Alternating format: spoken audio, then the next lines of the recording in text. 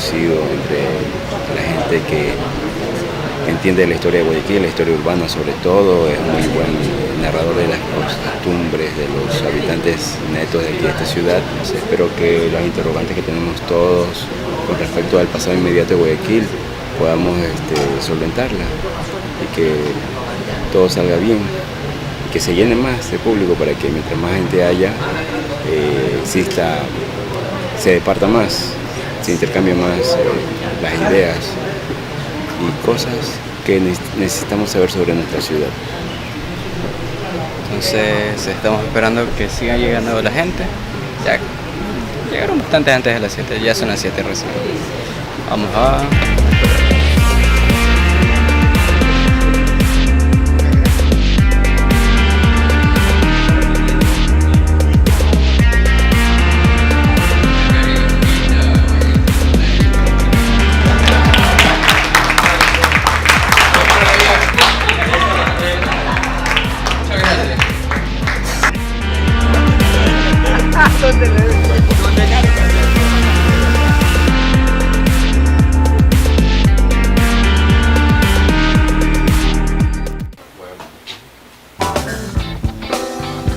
Bueno, vamos a llegar del conversatorio Señales de Vida.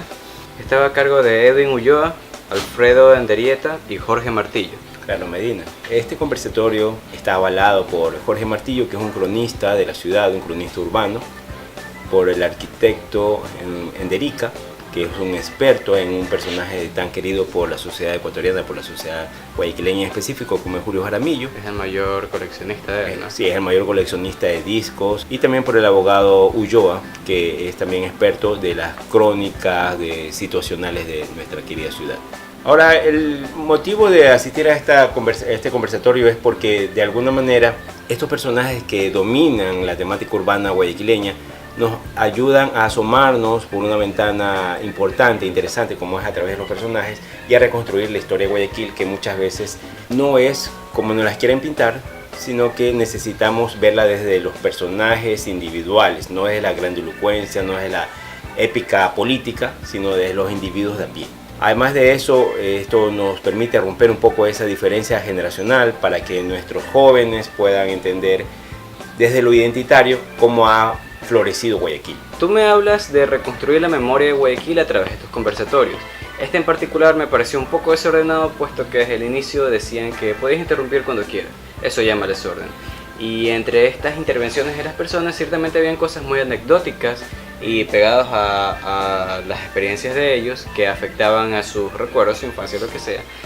Pero entre todas estas pinceladas sí habían cosas que aportaban realmente a ubicarnos en la historia de Guayaquil, como por ejemplo lo de la creación de la radio. Justamente el arquitecto Enderica es hijo de un radiodifusor pionero acá en la ciudad.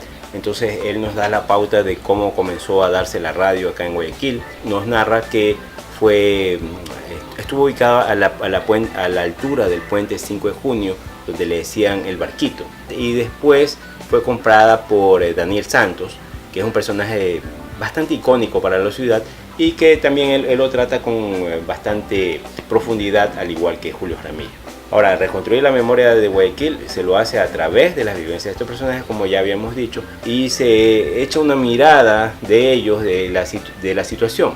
Quisiera decir que, bueno, que los conversatorios sí tienen esa problemática del desorden, tal vez para una mente un poquito más universitaria, más formal, no le queda bien, pero lo que tiene que hacer uno como tarea es de aquello que escucha, sacar lo mejor e ir reconstruyendo. Yo estaba súper interesado en una parte que Enderica decía que el Guayaquil de los años 60 fue un Guayaquil muy bonito, muy tranquilo, la avenida principal era la 9 de octubre obviamente, pero era muy importante en aquel entonces porque los carros pasaban por allí, ¿no? Lo demás no estaba hecho como ahora. Obviamente Ecuador era un país muy pobre, apenas, tú sabes, ¿no? En el año 72 con el primer boom petrolero fue que arrancó Ecuador con la infraestructura, pero Guayaquil era un Guayaquil muy hermoso, muy romántico, pero se dio aquello de que alguien lo interrumpió y se fue por otro lado y bueno. Más o menos también con esto de la mejora de Guayaquil, en ese entonces también vino la parte de la fotografía, ¿no? Ah, sí, exactamente, sí, o sea, porque España mandó una misión científica y ya no vinieron solamente a pintarla, sino vinieron fotógrafos, artistas que vinieron aparte de retratarla al óleo y todas esas técnicas artísticas, a fotografiarla, ¿no? Claro, entonces, o sea, la facilidad de Guayaquil por ser un puerto. Exactamente. Vinieron los franceses, luego vinieron los españoles. Con respecto a esto, de nuevo, hubo una parte que me llamó la atención, era cuando hablaban de, ¿te acuerdas el nombre de la artista que no existía en sí? Sí, ella es parte de los 50 personajes a través de los cuales Jorge Martillo va a narrar la historia urbana de Guayaquil. Es Margaret Sáenz. Son 6 personajes, o sea, son 50 personajes y 6 son femeninas. Exactamente. O sea, una minoría femenina y preguntaban por esto. Ajá. Y una de estas resulta que tiene un recurso literario bastante... Es una técnica muy depurada que lo hacen los muy conocedores de la literatura. Y muchos creen que realmente existe este personaje, pero es un personaje ficticio, ¿no? Seguramente fruto de todas estas anécdotas que ha ido coleccionando Jorge Martillo. Y hemos podido disfrutarlo a través de sus libros de poesía también él tiene, y de lo que él publica más o menos pasando una semana en Diario del Universo. Ahora Martillo también lo vuelve a realizar, me parece que lo ha hecho muy bien, quedará como testimonio también de la historia urbana de Guayaquil. Fue un recurso para contar la historia urbana de Guayaquil. Sí, o sea, él es un cronista que en sus historias él se preocupa del hombre común y corriente. Le preguntan qué hace él para escoger a estos personajes. Entonces él dice que tiene que ser interesante, que tiene que tener una combinación entre ser diferente, pero al mismo tiempo formar parte de esa masa que no tiene voz. Entonces esta consigna de ser la voz de los que no tienen voz, él lo logra a través de una literatura, de una prosa muy versátil. La moderadora, me parece que debe haber tenido más en cuenta esto del tiempo, porque ya en cierto punto dijo, sí, ya se nos han ido 2 horas aquí, y el 70% había sido acerca de Julio Jaramillo, que es icónico, pero me parece exagerado porque sí se quedaron con ganas de hablar de más personajes. Ahí se cumple esto de que a veces hay buenos escritores, pero que no son buenos expositores. Entonces Jorge Martillo nos quedó debiendo en ese sentido, y es solamente una descripción. Pero el arquitecto lo hizo muy bien en el sentido discursivo. Es un hombre de personalidad, de mucho creer en lo que él hace, y muy apasionado también de esta colección. ¿A ti te convenció lo de Julio Jaramillo, por ejemplo? Me convenció. Sí, en el sentido de que es un personaje importante para Guayaquil. De lo que dijo Martillo, no, porque le escuché muy poco y me pareció que tocó poco. Pero, por otra parte, lo del arquitecto, o sea, para él es una pasión. Y hasta cuando le preguntaron que por qué estudió a Jaramillo y no al hermano mayor, pues también dijo que a veces caemos en cuestión de fanatismo o la moda, pero al momento tú de estudiar este personaje, cómo se desenvolvió en el área y cómo llegó allá, pues a él desde pequeño le llamó la atención esto. Entonces por eso se dedicó a estudiarlo y es ahora el más grande coleccionista de aquí. Sí, en esta era digital es complicado transmitir muchas veces estas situaciones, por eso es importante estos conversatorios, ¿no? Lo anecdótico es que tú fuiste uno de los más jóvenes, o quizás el más joven de todos, ¿no? Y bueno, es importante que te vayas adentrando. Es distinto a lo que actualmente ven, ¿no? O sea, si tú ves un video de YouTube y no te gusta, simplemente lo cortas, ¿no? Tienes que tener mucha energía, mucho dinamismo, y en cambio acá son muy dados a lo emocional, a lo emotivo, ¿no?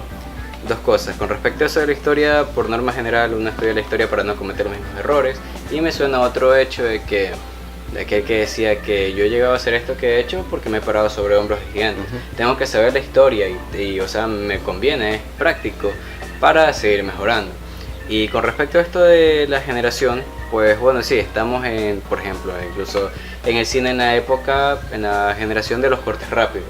Entonces queremos que todo llame desde el inicio, conecte desde el inicio, simplemente lo apagamos. Claro. Pero me parece que la diferencia con esta más o menos zona, esta generación, es que se le trataba de tener, no sé, yo diría que un poco de paciencia a ciertos autores, porque son humanos, van a tener las áreas en las que destaquen y en otras que no mucho, pero hay casos que son buenos escritores y también pueden exponer bien, pero ya rayan en la genialidad. Claro. ¿Por qué los jóvenes, me pregunto yo, por qué los jóvenes deberían asistir a estas charlas, estas conferencias, estos conversatorios?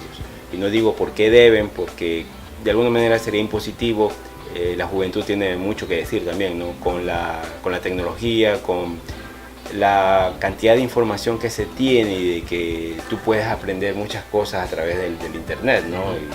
Y puedes superar a tus propios profesores, ¿no? O sea, es sabido desde hace décadas que si tu carrera universitaria consta de 5 años, acabas la carrera y ya 2 ya no te sirven porque has sido superado. Ahora imagínate la actualización.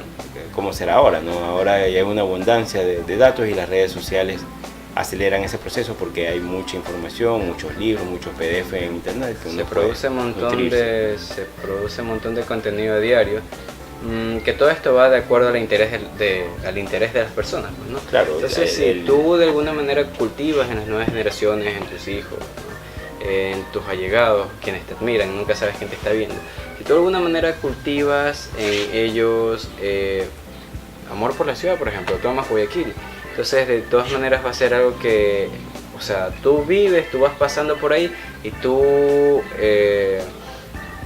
plasmas eso, capturas eso. Y eso queda la historia, que es más o menos lo que vimos en el conversatorio bueno, en la charla con Isamit de Guayaquil Antiguo. Entonces, históricamente tiene un valor, tú lo vas guardando, y entonces esa sería una de las razones por las cuales las nuevas generaciones podrían ser. Pero, ¿qué más tú dirías? Por aportar a la cultura personal. A la cultura personal, porque claro, el individuo es sumamente importante. Claro, el individuo es importante. Habíamos hablado ya de un quiebre entre la visión desde la historiografía del poder e ir hacia la historia desde el individuo. Es importante. Yo soy de aquellos que opinan que a nuestra historia nacional se le ha metido muchas cosas que no son tan ciertas que digamos y que debemos irlas a descubrir. Hay un proyecto de un historiador guayaquileño que no fue aprobado por la visión central porque dicen que eso no va acorde a lo que él había enseñado.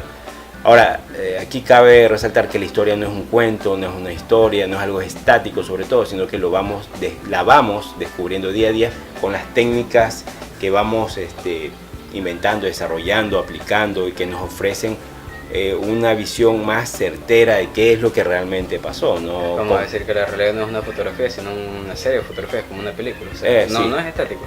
No es estático, es una... Las personas son cambiantes. Exactamente, y a veces nos pintan mitos que después cuando los chicos ya lo descubren, más bien pierden el respeto, ¿no? O sea, queremos hacer una identidad nacional, héroes nacionales que son como especie de super saiyajin, ¿no? Alguien como el viejo luchador que lo ponen así todo musculoso y todas esas cuestiones. O sea, la culpa es de quienes lo hacen, no de quienes lo comentamos.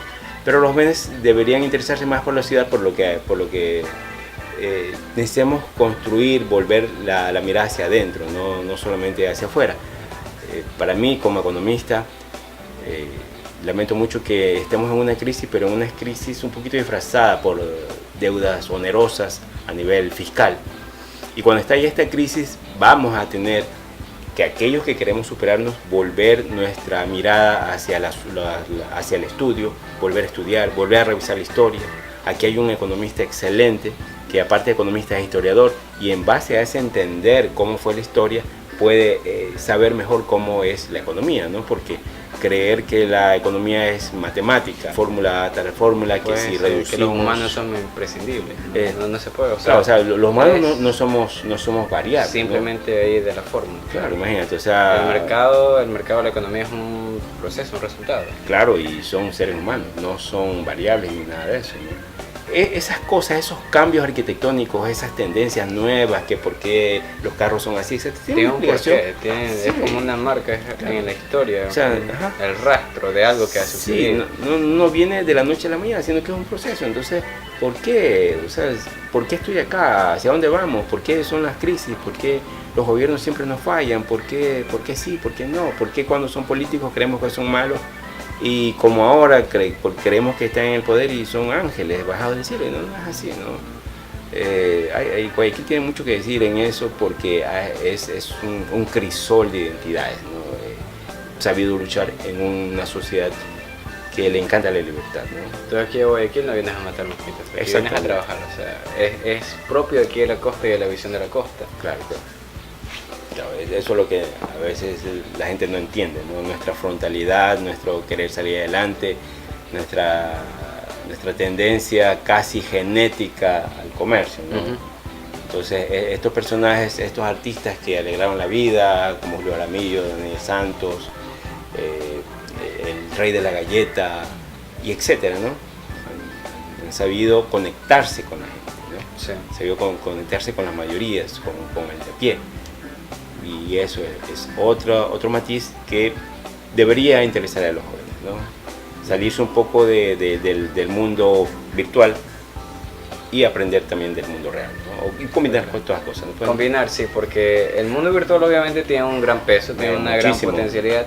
Sí. Y si aparte de teóricamente tú ya nacer casi que con el chip instalado de cómo utilizar eso, que las otras generaciones no lo tienen, les cuesta muchas veces aprenderlo.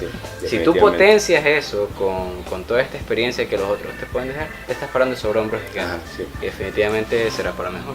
Así es, me parece que Isaac Newton dio en el clavo con esa frase que a ti te encanta. Entonces, Newton. Así es. Bueno, entonces creo que hemos departido y compartido muy bien y así podemos aunar los intereses generacionales, ¿no? Que no sea un rompimiento, sino que sea buscar qué puedo aprender del otro, ¿no? Buscar qué puedo aprender los jóvenes y los jóvenes que pueden aprender de la experiencia. Eso entonces, bueno, para ver lo que sí grabé voy a dejar otro video por aquí va a aparecer en las cartillas como recomendación. Ahí va a estar similar al video anterior de la charla en Instamit.